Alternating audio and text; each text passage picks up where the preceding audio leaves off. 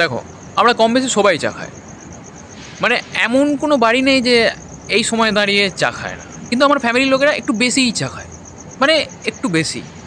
তো আমি যখন নতুন স্কুলে ভর্তি হয় ক্লাস 5-এ, ছোটোবেলায় আমাদের স্কুলের টিচার, আমাদের হেডমাস্টার আমাদের জিজ্ঞাসা করে, মানে প্রতিটা স্টুডেন্টকে দাঁড় করিয়ে জিজ্ঞাসা করছে তোমার নাম কি আর তুমি বড় হয়ে কী হতে চাও। আর প্রথমেই বলে রাখি, আমাদের সামনে ছিল হেড টিচার, আর এই সাইডে আমাদের বাঁ দিকে সব বাবা মারা বসে আছে, ঠিক আছে। তো টিচার সবাইকে দাঁড় করিয়ে জিজ্ঞাসা করছে, বাবু তোমার নাম কি? বলছে আমার নাম এই। বলছে তুমি বড় হয়ে কী হতে চাও? বলছে আমি ডক্টর হতে চাই। তো এরকম সবাইকে দাঁড় করিয়ে জিজ্ঞাসা করছে, কেউ ডক্টর হতে চায়, কেউ ইঞ্জিনিয়ার হতে, কেউ সায়েন্টিস্ট, কেউ ইউটিউবার। তো এরকম সবাই আছে। এবার শেষকালে এসছে আমার কাছে, বলছে বাবু তোমার নাম কি? আমি বলি দেবজিৎ পাল। বলছি তুমি বড় হয়ে কী হতে চাও? আমি বলছি চাই লাভার। বলে হ্যাঁ, তোমরা পিন অফ সাইলেন্স নাম শুনেছ? আমি নিজের চোখে দেখেছি, গোটা ক্লাসের সব ছেলে মেয়ে, তার মা বাবা সবাই আমার দিকে দেখছে। আর আমাদের যে হেড স্যার ছিল, সে আমার বাবার দিকে দেখছে। জীবনের লক্ষ্য হচ্ছে আমি প্রতি বাড়িতে গিয়ে সবার হাতে চা খেতে চাই। আমি এই পৃথিবী থেকে চা জিনিসটা শেষ করে দিতে চাই খেয়ে।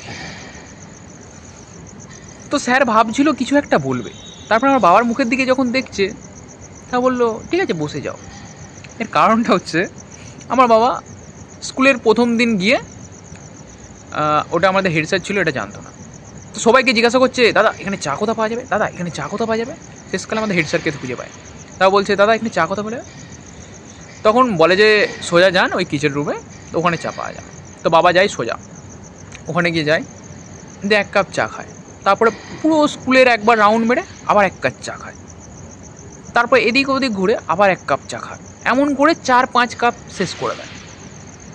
তারপরে এসে বুঝতে পারলো কি ওটা হেড স্যার ছিল। তো এতে বুঝতে পেরেও কোনো আপত্তি নেই বাবা। হেড স্যারের রুমের ভেতরে ঢুকে গেছে। স্যার চাটা না ঠিকঠাক হয়নি। তো সেই সময় কী হয়েছে, একটা কাকা আসে, সেই কাকাটাই যে চা দিয়েছিল, ওই কাকাটা স্যারকে চা দিতে আসে, আর সঙ্গে এক্সট্রা একটা চা ছিল।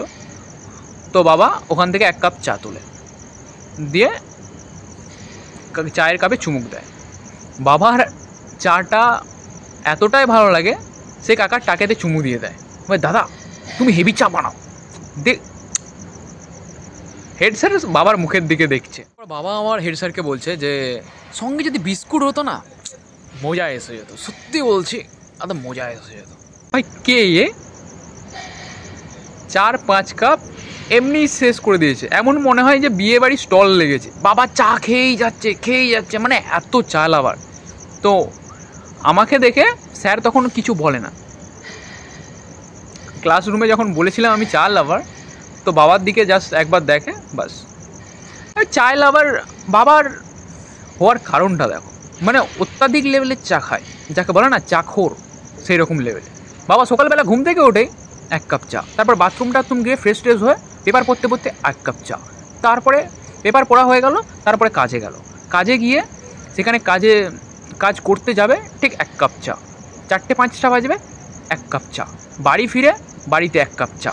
এরকম চা খেতে ও লোকে বলে না যে সঙ্গদোষে লোক খারাপ হয়, সঙ্গদোষে লোকের নেশা হয়, এটা হয়েছে আমার।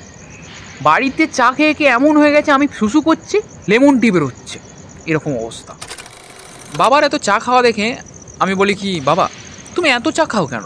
বাবা বলে আরে সাদে খায় রে, এটা একটা নেশা। হ্যাঁ, সেই দিন আমি একটুখানি সুরা পান করেছিলাম, মদ পান করে আমি ঘরে এসেছি, বাস।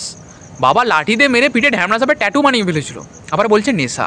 আমার মনে হয় কি কোনো মুভি শুরু হওয়ার আগে যেই মুকেশের অ্যাড দেয় না, বিড়ি গুটকা তাম্বাকু স্বাস্থ্যের পক্ষে ক্ষতিকারক, এর সঙ্গে চাটাও জুড়ে দাও ভাই, নালে এই মানুষটা চা খেয়ে একদিন মুকেশের পাশে বসে পড়বে। ভাই চা লাভার দেখেছি এত চা, মানে এনার সঙ্গে থেকে আমার মায়ের আমরাও চা লাভার হয়ে গেছি।